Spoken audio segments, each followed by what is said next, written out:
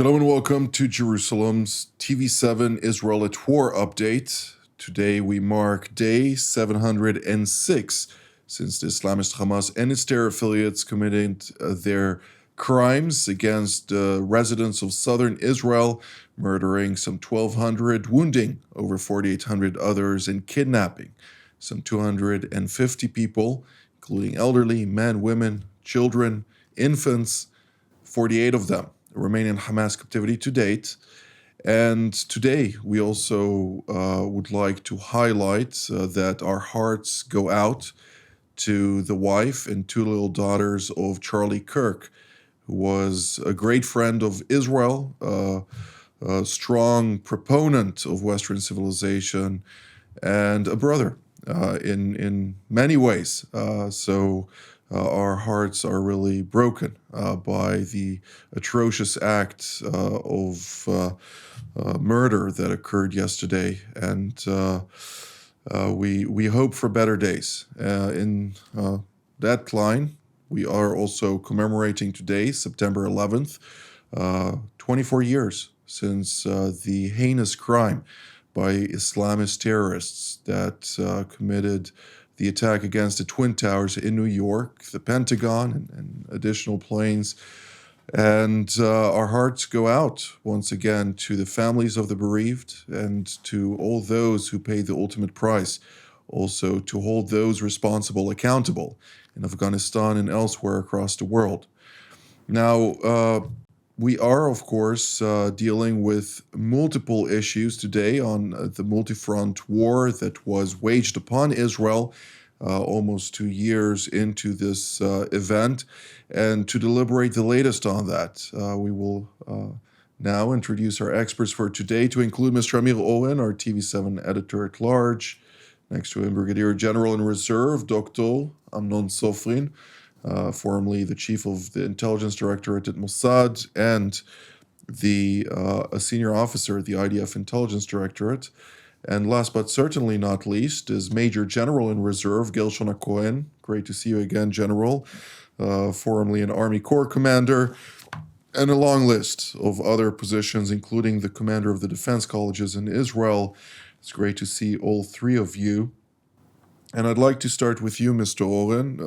There are a number of condemnations, actually a long list of condemnations from various countries claiming that Israel breached international law. But on this day, when we mark September 11th, it's good to raise Resolution 1373 at the Security Council that sought to bring about a new parameter or mandate to countries pursuing Islamist terrorists around the world. And within that context, at paragraph 2, subsection C, it states that it denies safe haven to those who finance, plan, support, or commit terrorist acts or provide safe havens to those terrorists. There's a whole list of what countries are not allowed to do.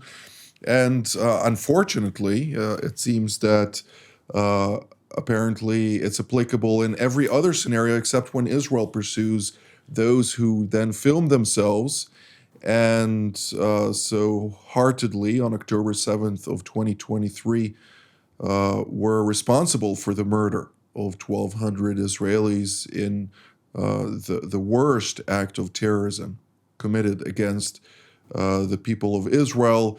Of course, Israel in this context acted under the UN Charter 51, Chapter 51, where it highlights the right of self-defense. And this, both Security Council Resolution 1373 and the right of self-defense does provide Israel all the legal backing in order to conduct its strikes on Qatar. Nevertheless, it seems like the rhetoric continues to flow.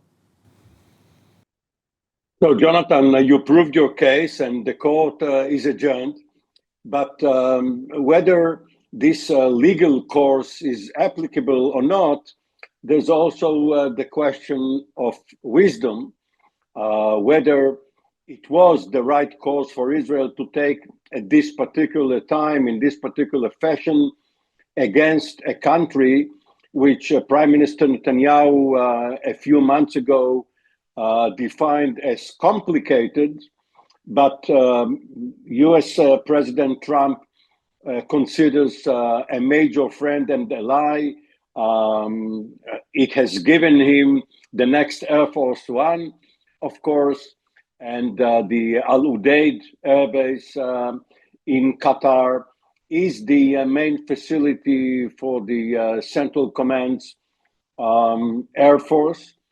And also, Israel has not pressed this claim since October the 7th. It had made use of the presence of the Hamas negotiating team at Doha for its purposes. So it's a bit too late right now for Israel to come up with this claim, whether it's legal or not. And the other question is, was it successful, this strike on Tuesday, whether it has achieved its purpose? Now, today at Qatar, there was a funeral for 6 of those killed in the raid, 5 Hamas, probably mid-level or junior level operatives, and a Qatari security officer.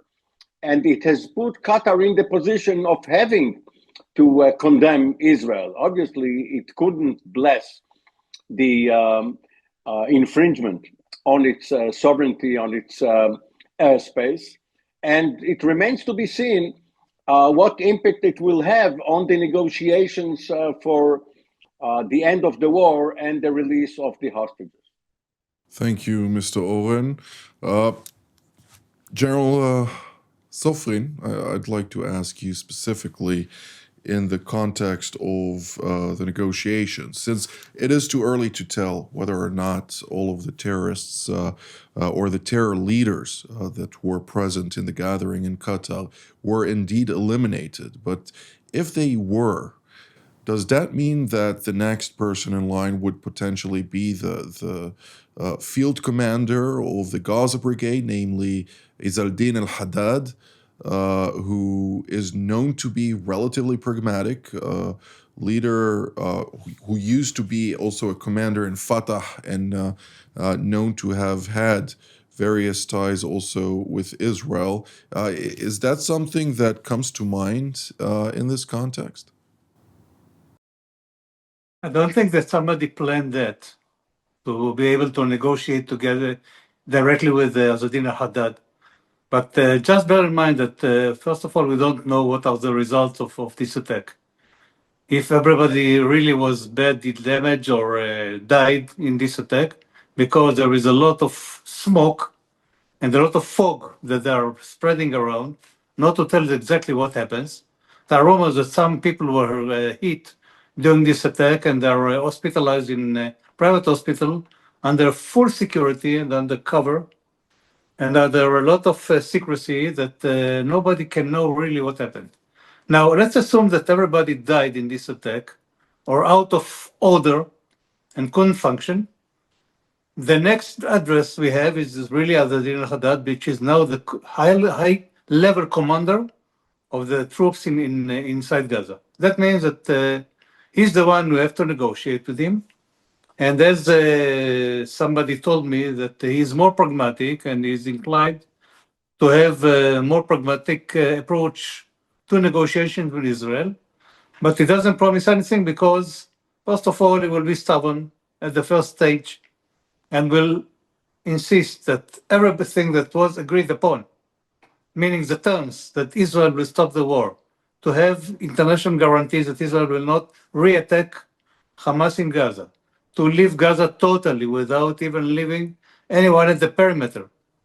These are the claims, and I'm sure that if we're going to begin negotiating with him, this will be what we call the first or the initial stage that he will present, and later on it will begin negotiations and concessions. Of course, 2 years of war do change a man, and we do need to understand to what degree he has altered in this period of time. But nonetheless, the fundamental characteristics of a human tend to stay the same. But yet again, we'll have to wait and see. But General Hakohen, when we're talking specifically about preparations for the next stage of the war, we already see that there is the gradual intensification of offensive activities against the Islamist Hamas in Gaza City. Roughly 40% is already under IDF control, and there seems to be an increase of an influx of Gazan residents moving southward, albeit not at the levels expected, but nonetheless, it is gradually growing as time progresses. Actually, it looks like this is exactly the main trend, because all the troops are already there. If we are listening to Chief of Staff, he's dedicated to attack Gaza. The difference between him and Prime Minister is not about whether at all to do it, but about the form and how to do it. I think he's quite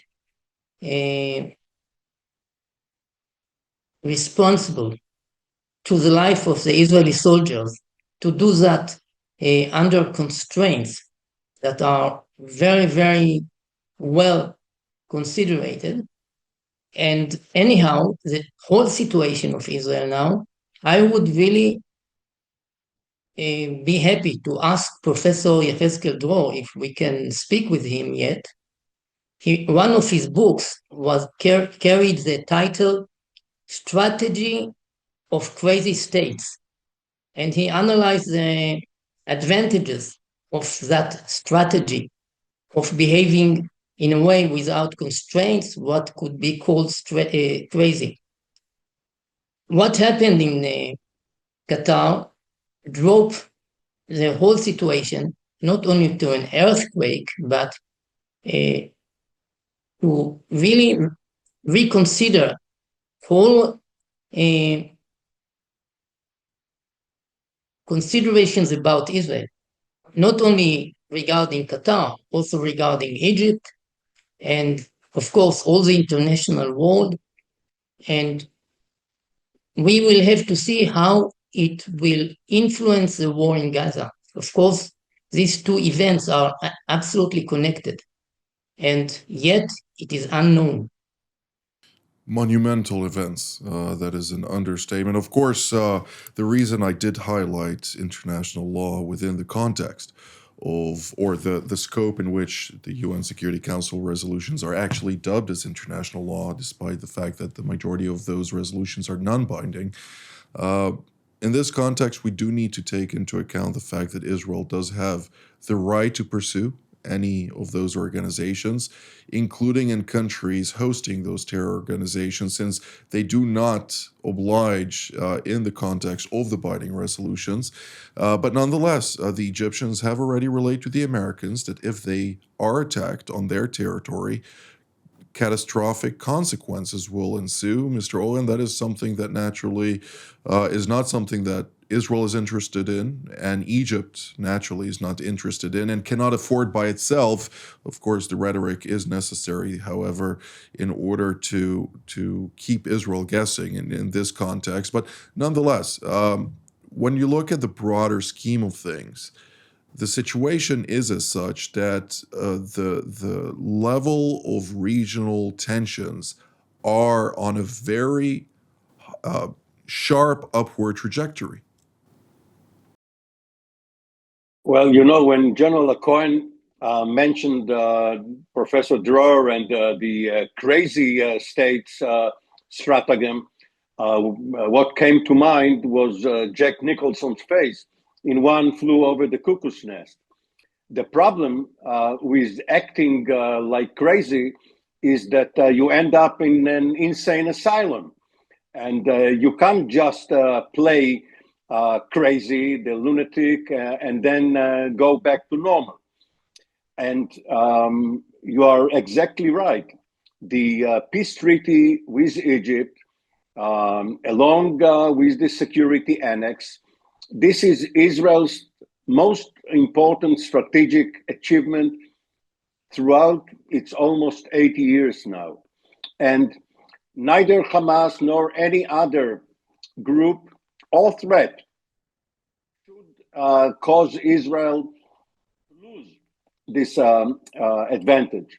So yes, there are priorities, and for all of the trouble that Hamas has been causing Israel or Hezbollah as well, or even Iran, peace with Egypt and Jordan, this is the jewel in the crown of Israeli strategy. Israel achieved it after several wars and 3 decades, and it should keep it. And I don't see right now, maybe we will see it as time goes on. We're almost 2 years into this war, how the strike in Qatar brought back one single hostage.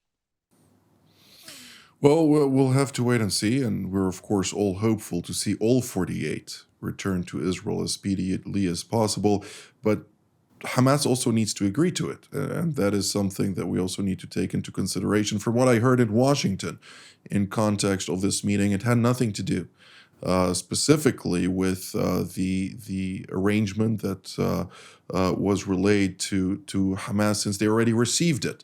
And their deliberations was about to respond to their own demands. So once again, we're talking here about Khalil al-Haya specifically, a man who time and again has made atrocious demands, which are detached from reality on the ground, at a time when he sits very comfortably in very, very luxurious circumstances. So we also need to take into account this aspect. Now, with regard to your remark about the insane people or the crazy people falling into or admitted to insane asylums, in today's climate, with the laws being passed and the acceptance of crazy into society in so many areas across the world, that there is a question mark to that, but that's just off topic.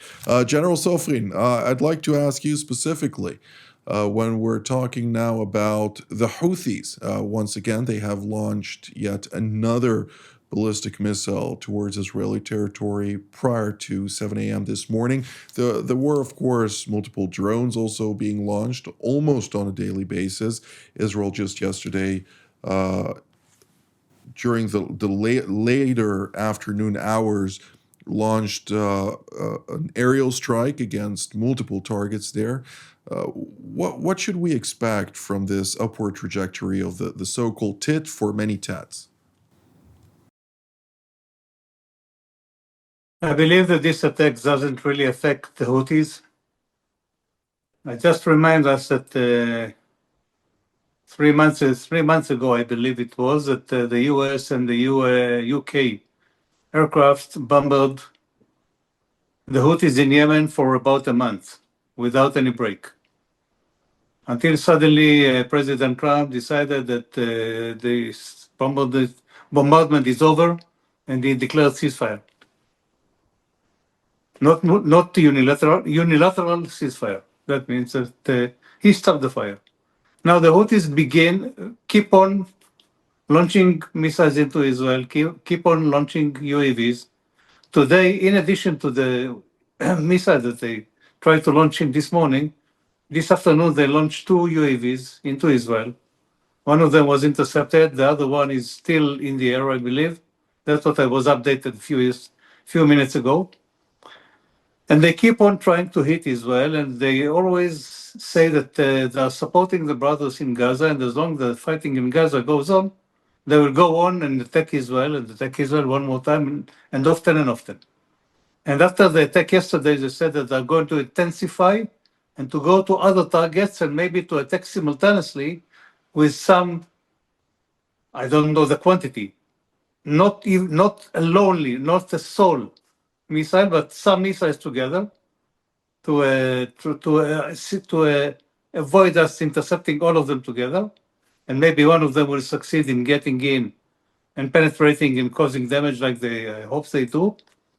But they keep on fighting, they don't give up, and they're very stubborn, and they keep on denying the freedom of navigation in the Red Sea, especially to vessels that are aiming to go to Israel. And even Egypt is suffering from that because the quantity of vessels going into the Suez Canal reduced to about 50% compared to what used to be before the war. And that means that they're there to stay. They don't intend to give up. They don't intend to say that, okay, we suffered a lot of damage and we'll stop fighting. No. It's on the contrary. They get more ambitious to eat Israel more and more, and to cause more damage in return to what Israel is doing to bombarding in Yemen.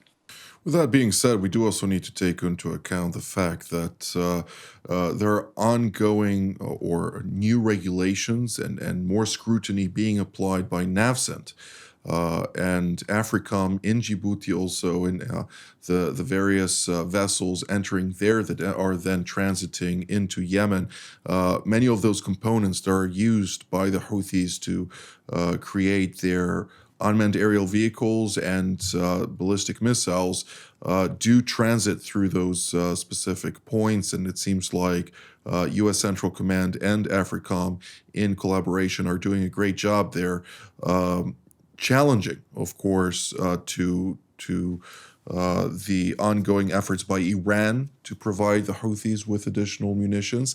But at the same time, we also see that the Chinese are involved. And it seems to me that the Chinese are trying to actually ratchet up pressure on the Egyptians, since they do see an opportunity, according to many findings both in the field and statements made, that the Egyptians might jump ship yet again, as they did during the time of Henry Kissinger, from the Soviets to the Americans.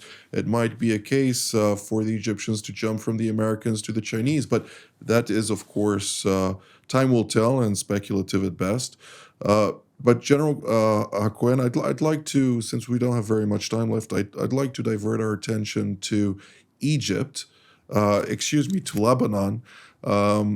The Lebanese government is quite adamant on trying to disarm the Iranian proxy Hezbollah from its various munitions. I spoke to a number of Lebanese individuals, including senior practitioners and former officers, and they actually told me, look, if they would be really serious, they know where everything is. Why don't they just, go out and deal with it? Naturally, they don't want to cause a civil war to erupt. That's my speculation. But I'd like to hear your take on this, and to what degree is it viable in Lebanon's climate to really allow for the disarmament of this Iranian proxy? I think that you gave the answer.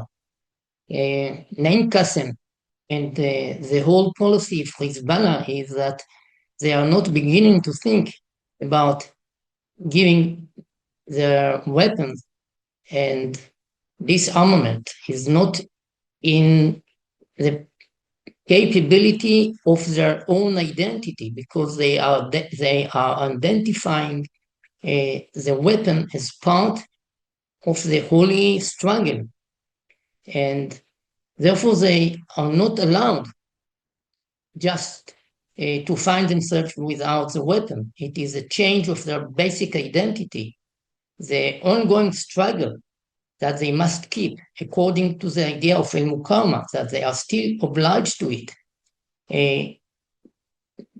Just drop them to a situation that they have no choice to do that. Maybe they can do something as a manifestation of one step to accept it, but it will be just fake, because if they are really standing with their ideology, they are threatening the Lebanese people with a new civil warfare, and the government aware about that, the Lebanese army aware about that risk, and really I don't know whether there is at all chance that the wishes that Lebanon will come back to be one state, one army, one weapon, it is really hard to believe that it will happen. Well, it does raise a lot of questions since naturally Hezbollah does pursue 12er Shiite Islam. And in this context, if they give up their weaponry, don't they renounce their own faith? And is that something that's zealots and fundamentalists to the degree that those people are? There is a lot of pessimism here. General Sofrin, in half a minute, what is your take on this? I believe that they won't give up their weapon systems to the government. They say that they're willing to go into a civil war if needed, and they don't give up, and they have the backup of the Iranians, and it's going to be very complicated. And the chief of the armed forces of Lebanon, when he presented to the government his plan to disarm Hezbollah, he said that it may take 15 months and not up till the end of this year. And 15 months, he didn't say beginning from when. That means it's going to take a lot of time, and they're going to compromise in a way, but still a long way to go. Indeed. Well, time will tell about this. Mr. Oren, half a sentence? Yes, well, the first stage can probably be implemented because it calls for disarming Hezbollah south of the Litani, which is what Israel has been doing regardless of whether Hezbollah is willing to do it or not. So this will only reflect the reality. Whether north of the Litani in Beirut or other parts of Lebanon, Hezbollah will agree to disarm, of course, my two distinguished co-panelists already said it. Indeed. Well, it seems like there is a lot of pessimism in the air, and for good reason. Thank you, General Hakohen, General Sofrin, and Mr. Oren for all of your insights. I'd like to thank all of you at home as well. Until our next edition from here in Jerusalem. Shalom.